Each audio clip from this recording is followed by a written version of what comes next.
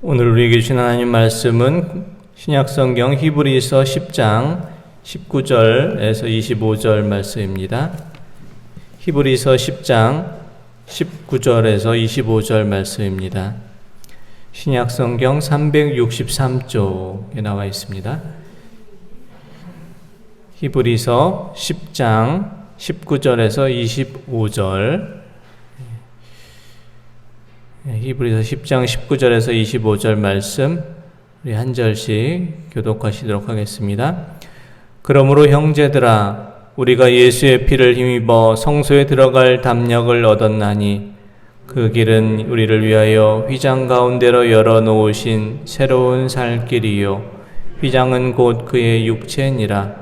또 하나님의 집 다스리는 큰 제사장이 계심에 우리가 마음의 뿌림을 받아 악한 양심으로부터 벗어나고 몸은 맑은 물로 씻음을 받았으니 참마음과 온전한 믿음으로 하나님께 나아가자. 또 약속하신 이는 미쁘시니 우리가 믿는 도리의 소망을 움직이지 말며 굳게 잡고 서로 돌아보아 서론과 선행을 격려하며 모이기를 패하는 어떤 사람들의 습관과 같이 하지 말고 오직 권하여 그날이 가까이임을 볼수록 더욱 그리하자. 아멘.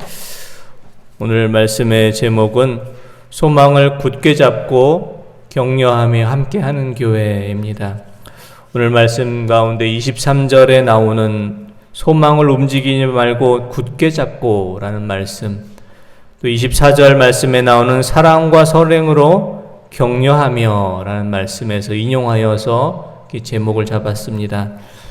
우리가 소망을 움직이지 말고 굳게 잡고 서로 돌아보며 사랑과 선행으로 격려해야 하는 이유는 무엇일까요? 바로 25절에 나오는 말씀처럼 그날이 가까우기 때문입니다. 25절 말씀 한번 보겠습니다. 모이기를 피하는 어떤 사람들의 습관과 같이 하지 말고 오직 권하여 그날이 가까움을 볼수록 더욱 그리하자. 아멘. 그날이 가까울수록 더욱 그리하자.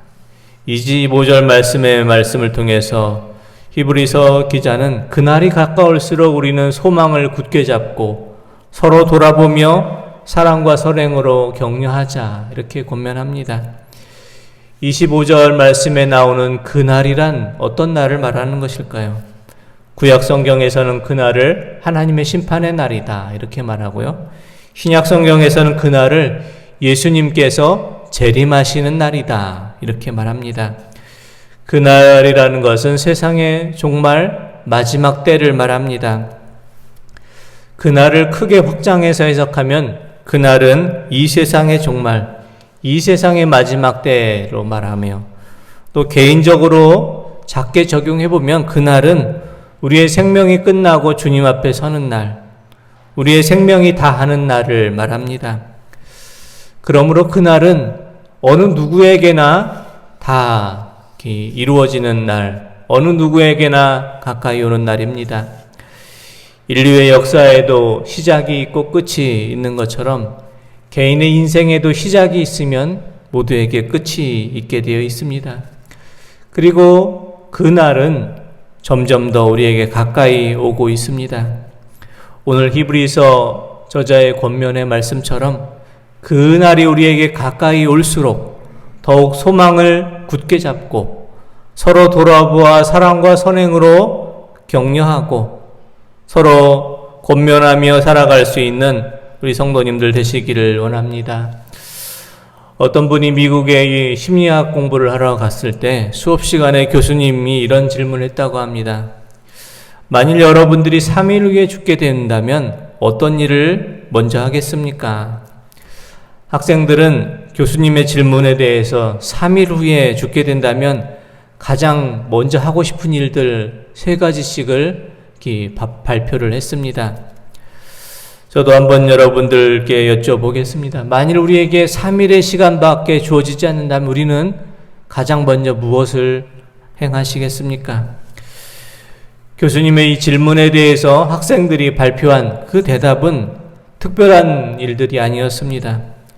3일의 시간이 주어진다면 자주 연락하지 못했던 부모님께 안부 인사를 드리겠고, 또 사랑하는 사람들과 친구들에게 마음을 담아서 편지를 보내겠고, 불편한 관계에 있었던 사람들과 화해하는 일에 마지막 3일을 사용하겠다, 이렇게 이야기를 했습니다. 특별하지 않고 지극히 평범한 일들입니다. 교수님은 학생들의 발표가 끝나자 이렇게 말했다고 합니다. Do it now. 바로 그것을 지금 하십시오. 이렇게 말했다고 합니다. 여러분들이 3일밖에 남지 않았으면 행하고 싶었던 그 일이 있다면 지금 그 일을 행하십시오. 특별히 어렵고 힘든 일 아닌데 그 일들을 먼저 행하십시오. 이렇게 권면했다고 합니다. 사랑하는 성도 여러분, 우리에게 그날이 언제인지 알지 못하지만 분명한 것은 그날은 우리에게 조금씩 가까이 다가오고 있습니다. 그날이 오기 전에 가장 하고 싶은 일, 가장 소중한 일, 가장 우리의 마음을 들여서 하고 싶은 일 미루지 마시고 바로 지금 행하실 수 있기를 원합니다. 부모님과 친구들과 형제 자매들에게 사랑과 격려의 위로의 말을 먼저 건넬 수 있기를 원합니다. 관계에 어려움이 있어서 풀지 못한 문제가 있다면 그것을 빨리 풀어갈 수 있기를 원합니다. 아무리 약한 사람도 죽음 앞에서는 선해진다고 합니다. 아무리 철없는 사람도 죽음 앞에서는 진지해진다고 합니다. 죽음은 모든 것을 다 한순간에 다 끝내버리는 힘이 있기 때문입니다. 그러므로 죽음 앞에 설 때 우리의 생각은 단순해집니다.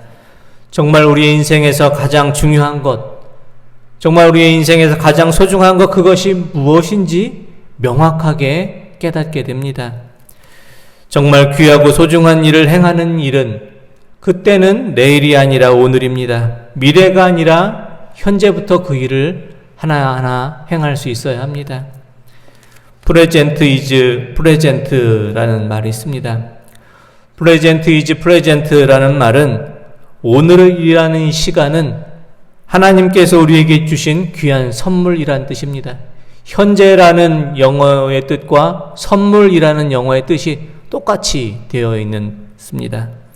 하나님께서 선물로 주신 이 시간 속에서 가장 귀하고 소중한 일을 행하기 위해서 우리가 제일 먼저 행해야 될 것은 무엇일까요?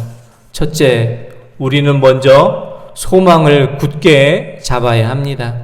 히브리서 10장 23절의 말씀 함께 한번 보겠습니다. 또 약속하신 이는 미쁘시니 우리가 믿는 도리의 소망을 움직이지 말며 굳게 잡고. 아멘. 히브리서 저자는 우리에게 약속하신 주님의 말씀을 믿고 믿는 도리의 소망을 움직이지 말고 굳게 잡으라, 이렇게 권면합니다.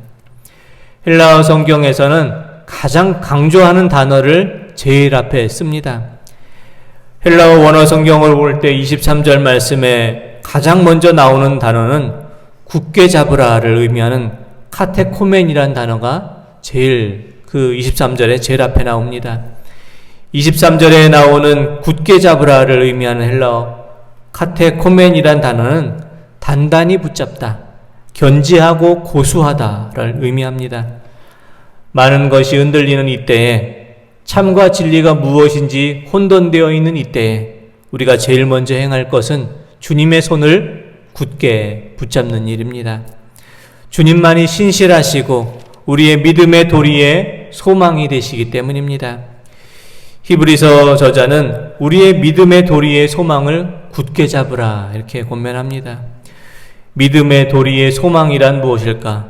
영어 성경 NASB에서는 믿음의 도리의 소망이 바로 우리의 믿음의 고백이다, 이렇게 번역하고 있습니다.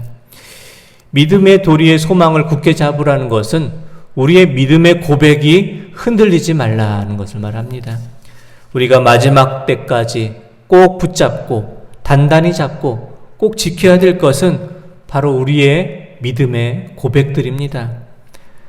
우리의 신앙의 고백입니다. 주는 그리스도시요 살아계신 하나님의 아들입니다. 이와 같은 고백, 주님은 나의 생명, 나의 구원, 나의 모든 것이 되십니다 하는 믿음의 고백을 우리는 끝까지 꼭 붙잡고 있어야 됩니다. 종말의 때, 마지막 때가 되면 모든 것이 흔들립니다. 가치관이 흔들리고 진리가 흔들립니다. 믿음이 흔들리고 삶의 규범이 무너집니다. 종말의 시대, 마지막 때를 살아갈 때 중요한 것은 삶의 중심, 삶의 뿌리를 견고하게 붙잡는 일입니다. 시대에 따라 달라지는 인간의 이성이 아니라 어떤 시대에도 변함이 없는 하나님의 약속을 굳게 잡고 우리의 믿음의 고백이 흔들리지 않아야 합니다. 세상이 흔들리고 전통이 흔들리고 진리가 흔들린다고 해서 하나님의 자녀된 우리의 믿음의 고백이 세상과 함께 흔들려서는 안 될 것입니다. 우리의 삶이 흔들릴 때, 우리의 믿음이 무너지려 하는 위기를 느낄 때 제일 먼저 행해야 될 것은 하나님을 향한 우리의 믿음을 단단히 붙잡는 일입니다. 하나님의 사람이 믿음을 놓쳐버리게 되면 모든 것이 무너져 버리기 때문입니다. 그래서 시편의 저자는 이와 같은 고백을 했습니다. 시편 11편 3절 말씀 한번 보겠습니다. 터가 무너지면 의인이 무엇을 하랴. 아멘. 터가 무너지면 의인이 무엇을 하랴. 우리의 믿음의 터가 무너져 버리면 우리가 행할 수 있는 일은 아무것도 없습니다. 반대로 생각해서 우리가 아무리 힘들고 어려운 상황에 있을지라도 우리가 하나님을 꼭 붙잡고 있기만 한다면, 하나님의 관계를 먼저 회복하기만 한다면, 우리의 믿음의 터가 무너지지 않는다면 우리는 우리의 모든 무너진 것을 다시 회복하고 다시 세워갈 수가 있는 것입니다. 흔들림 많은 세상 속에 살고 있지만 주님의 손을 꼭 붙잡고 우리의 믿음을 단단히 하며 무너진 모든 것을 다시 회복하며 다시 세워가실 수 있는 우리 성도님들 다 되시길 원합니다. 두 번째, 우리의 마지막 때에 우리는 행해야 될 것은 무엇입니까? 서로를 격려하는 것입니다. 히브리서 10장 24절 말씀 한번 보겠습니다. 서로 돌아보아 사랑과 선행을 격려하며. 아멘. 종말의 시대 마지막 때에 우리가 행해야 될 것은 서로를 격려해 주는 것입니다. 사랑을 격려하고 선한 일을 격려하는 것입니다. 종말의 시대 마지막 때가 되면 좋은 영향력보다 나쁜 영향력을 미치는 일들이 더 많아진다고 합니다. 인터넷을 댓글을 보면은 좋은 말들, 위로의 말들, 격려의 댓글보다는 악성 댓글, 악플들이 더 많습니다. 모든 일을 의심하고 부정적으로 생각하는 일들이 마지막 때에 더 많아집니다. 사람을 격려하고 선한 일을 격려하기보다 미움과 시기와 분쟁을 부추깁니다. 서로 이간질하고 미워하고 불신의 담이 높아집니다. 서로 미워하고 다투다 보니 마지막 때를 살아가는 사람들의 마음이 비정해지고 포악해졌습니다. 하지만 주님의 날이 가까이 옴을 깨닫는 하나님의 백성들은 그 날이 다가올수록 서로를 돌아보며 사랑과 선한 일에 서로 격려하는 사람이 되어야 합니다. 제가 어렸을 때 가을에 운동회를 하면은 청군과 백군을 나누어서 여러 종목을 하면서 청군 이겨라, 백군 이겨라 이렇게 응원했던 기억이 있습니다. 운동회가 다 끝나고 청군, 백군 어느 편이 이겼는가를 결정짓는 가장 큰 점수가 있는데 바로 응원 점수입니다. 응원을 얼마나 열심히 했느냐에 따라서 승리가 청군이 백군이 이길 수가 있습니다. 그래서 운동회를 하면은 청군 이겨라, 백군 이겨라 학생들이 아주 목청껏 외쳤던 그런 기억이 있습니다. 우리의 신앙의 경주도 마찬가지입니다. 신앙의 경주, 믿음의 경주를 할 때 가장 중요한 것이 무엇일까요? 그것은 서로를 위해서 응원해 주는 것입니다. 서로를 격려해 주는 것만큼 서로에게 큰 힘이 되는 것은 없기 때문입니다. 누구를 격려해 준다는 것은 꼭 많은 일을 행해 주는 것, 또 많은 것을 주어야지 격려해 주는 것은 아닙니다. 지친 손을 꼭 붙잡아 주고 힘을 내시라는 진실된 말을 한마디를 전해주는 것, 그것이 바로 참된 격려의 말이 될 것입니다. 소중한 사람이 멀리 떨어져 있어 자주 만나지 못한다면 기도하고 있으니 힘을 내십시오. 이렇게 말해줄 수 있는 것이 격려입니다. 우리는 지금 코로나 시대, 참으로 어려운 이 시대를 살아가고 있습니다. 코로나의 시대에 우리가 서로를 격려해주고 응원해주는 것만큼 큰 일은 없을 것입니다. 이제껏 인류가 경험하지 못했던 코로나라는 어려운 시대를 우리가 함께 넘어가며 서로를 위해서 기도하고 격려하며 마음으로 격려하며 서로를 돌아보아 사랑과 선행으로 격려하며 나아갈 때 코로나의 엄중한 이 시간을 우리는 잘 견디고 이겨나갈 수 있을 것입니다. 세 번째로 우리가 어렵고 힘든 마지막 때에 우리가 행할 것은 모이기에 힘쓰는 자가 되는 것입니다. 히브리서 10장 25절의 말씀 한번 보겠습니다. 모이기를 패하는 어떤 사람들의 습관과 같이 하지 말고 오직 권하여 그날이 가까움을 볼수록 더욱 그리하자. 이 말씀을 공동번역 성경에서는 이렇게 되어 있습니다. 그리고 어떤 사람들처럼 같이 모이는 일을 폐지하지 말고 서로 격려해서 자주 모입시다. 더구나 그날이 가까워오는 것을 아는 이상 더욱 열심히 모이도록 합시다. 아멘. 히브리서 기자는 마지막이 가까이 오면 알수록 더욱 모이기에 힘씁시다. 이렇게 말합니다. 모이는 일을 폐지하지 말고 서로를 격려하며 주님 앞에 자주 나아가야 합니다. 우리나라 이 땅에 복음이 전해졌던 그 초창기에 부흥회를 하면은 이 농번기를 피해서 일주일 또는 열흘씩 솥을 가지고 집에서 솥을 가져와서 솥을 걸어놓고 일주일 열흘씩 부흥회를 했다고 합니다. 우리 교회가 창립된 1907년 평양 장대현 교회에서 열흘 동안 부흥회를 하면서 놀라운 부흥회 역사가 일어났습니다. 80리, 90리 되는 길을 걸어서 부흥회에 참석했고 매일 모여서 오전에는 말씀을 듣고 오후에는 말씀을 따라 전도하고 이렇게 부흥회를 했다고 합니다. 코로나로 인해서 어려움 당한 소상공인들 방역과 치료를 위해 수고하는 많은 분들 계십니다. 코로나로 인해서 많은 분야에서 어려움을 당하고 있지만 가장 충격을 받은 곳 가운데 하나가 바로 교회입니다. 교회는 예배를 통해서 모이는 것을 가장 근본으로 삼고 있기 때문입니다. 향후 1년간 이렇게 집합금지가 계속되어지면 교회의 절반 이상이 저절로 폐쇄될 것이라는 전망이 나오기도 하고 지금도 도심지의 많은 교회들이 아주 어려움을 겪고 있습니다. 마지막 때의 특징 중에 하나가 개인주의라고 합니다. 뿔뿔이 흩어져서 혼자 하는 것을 좋아합니다. 그래서 마지막 때를 사는 사람 가운데 고독하고 쓸쓸한 사람들이 많습니다. 개인적인 삶과 이기적인 삶을 살아간 그 당연한 결과로 오늘의 시대는 고독하고 쓸쓸한 시대가 되었습니다. 사람들이 주님께서 어디에 계시는지를 여쭈어봤을 때 주님께서는 이렇게 말씀하셨습니다. 마태복음 18장 20절의 말씀입니다. 두세 사람이 내 이름으로 모인 곳에는 나도 그들 중에 있느니라. 아멘. 두세 사람이 함께 모여있는 그 자리에 내가 있겠다. 주님께서 말씀하셨습니다. 교회를 헬라어로 에클레시아라고 합니다. 헬라어로 에크라는 단어는 뭐뭐로부터, 칼레오라는 뜻은 모이다, 부르다를 말합니다. 하나님께서는 세상에 흩어져 있는 사람들을 자녀로 택하시고 자녀 삼아주시고 우리를 부르셔서 주님의 몸으로 만들어주신 것이 바로 교회입니다. 모이라고 우리를 불러주신 곳이 바로 교회입니다.